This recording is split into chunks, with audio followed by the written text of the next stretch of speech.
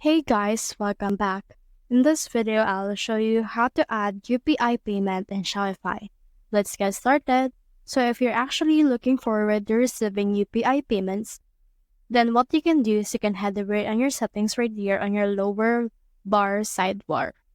Click on the settings. Now click on this payments right here. And then from in here, you should be able to see this. As you can see, UPI is not here yet. So head over and click on this choose a provider. Now in this, just head over and search in here for UPI.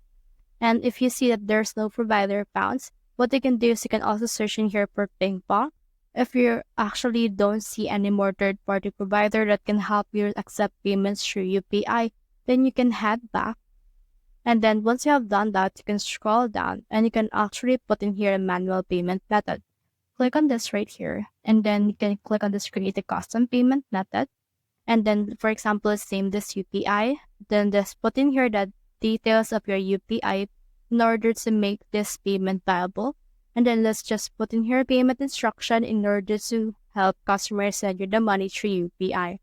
So that's the whole process. If you have found this video helpful, simply leave a like, below, or subscribe because it helps to reach more people. See you soon.